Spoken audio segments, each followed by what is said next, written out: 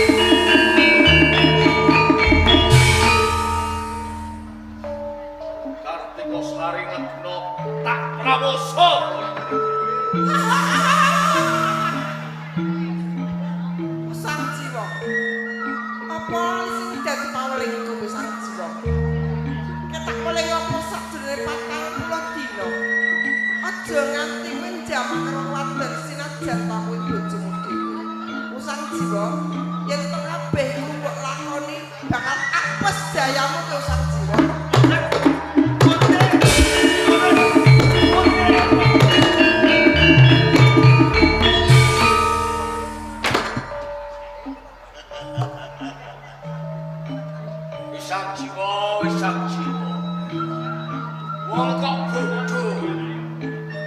Karo bathuk ditinggal lunga.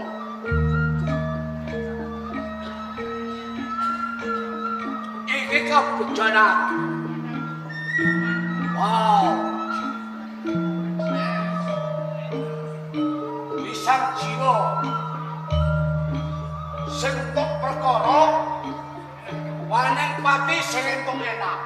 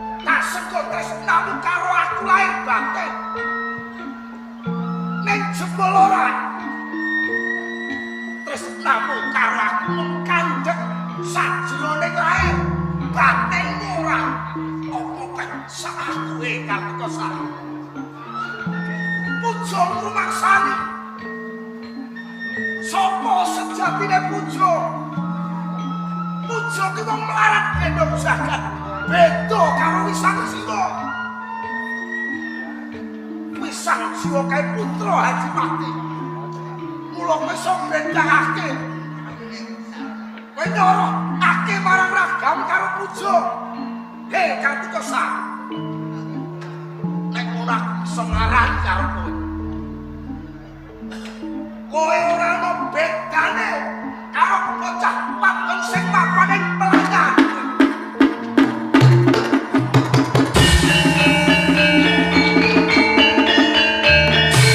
Ora ono kowe Kartika Sang. Yen kok aku mau ngadol awakku. Cukup. Tes banget sampean. Malah sang saya aku jejebren. Nyawang karo kowe Kartika Sang. Rungokke tembungku. Wiwit dina iki Kartika Sang. Wis ora ana sangungan tresna. Soran Kartika Sang. Tak pisahake tresnaku karo kowe.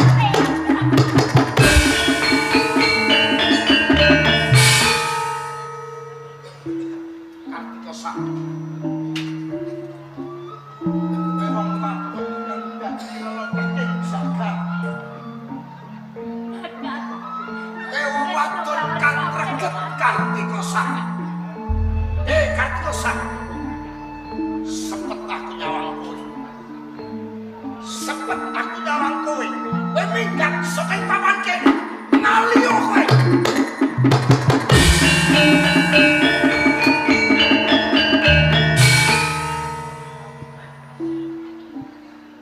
Sang Jiwa.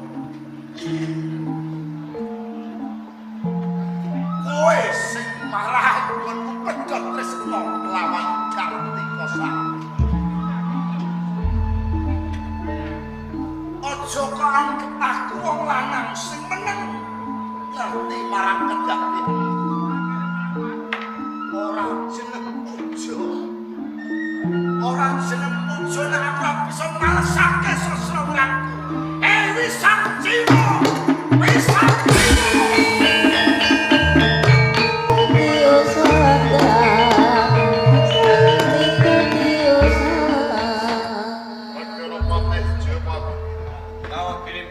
Kanjeng Adipati Jaya Wasesa. Apa kang sira wis kaprungu nalika Semana Waning Pati Dewi Saged Yidra Bentuan ana ing Kraton Pedang Koripa.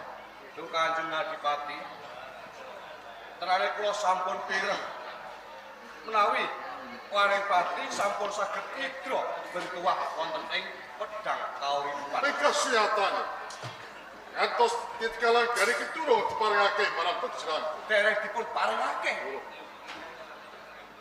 Wis Sang Jiwa. Wis Sang Jiwa.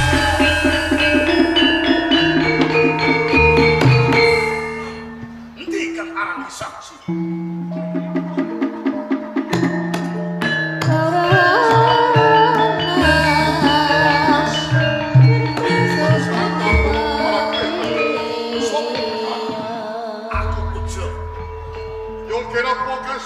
Boleh pendopati. Mergo aku darbe perkara kelawan Sang Jiwa. Nek kowe ngerti papan dununge Wis Sang Jiwa. Duduh ake Sang Jiwa. Pancen Wis Sang Jiwa putraku. Ning dina iki Wis Sang Jiwa durung ana bali. Ana ing Kabupaten Selomatangkep. Wis Sang Jiwa durung ana bali ing Kabupaten Selomatangkep. Bener ora kleru. Nek ngono aku bisa ndrumuk pengayoman ing Selomatangkep wis nutupi marang kahuputaning putrane Wis Sang Jiwa. Pujo. Waton Wis Sang Jiwa ora diduduhake. Kadipaten Selomatangkep bakal tak gawe banjir iki.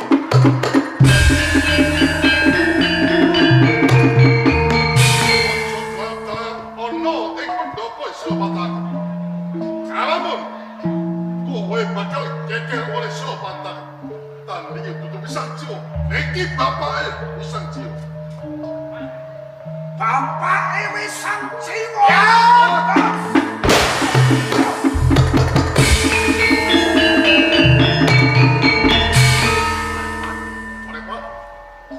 Adipati Jaya Wasesa.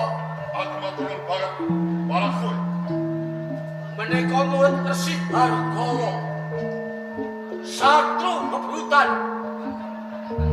Pujo, saiki kowe ora duwe kekuatan. Mulai papan kowe pati.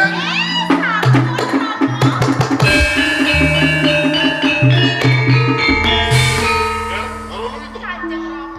Ya kene pemusuh. Bakal intro, ya soalnya Roma. Panjenengan ampun kesesa menjaya kelawan pujo. Kita kapan pujo panjenengan menjaya laman menika badhe cuntel Kanjeng Rama. Apa sih bekal pagi? Ketahipun dipun lebetke pakujaran kemawon. Apa kapan siapa? Nggih. Mari Apa kita jalan? ngestaken dawuh.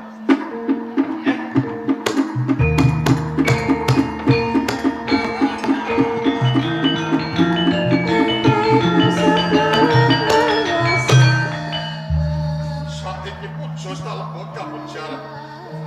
Apa lan setiap kan kiki perintah marang Romo supaya pujo in bokap penjara. Ayo to mangkene Rama. Kita medal enjing menika. Kula kemawon ingkang paringi dahar kelawan pujo. Kowe Lalu siangkin kula kemawon. sing paring darat marang pujo. Menika leres. Iya. Menika leres menawi ingkang putra ingkang nyaosaken pujukan Senggodaran. Ing manipun bakal nuduhaken karingkian wonten ing medal karo Panjalaran menika murid Resi Hargawa. Leres paman. Yen pancen kelewat bakal ngerti panjenengan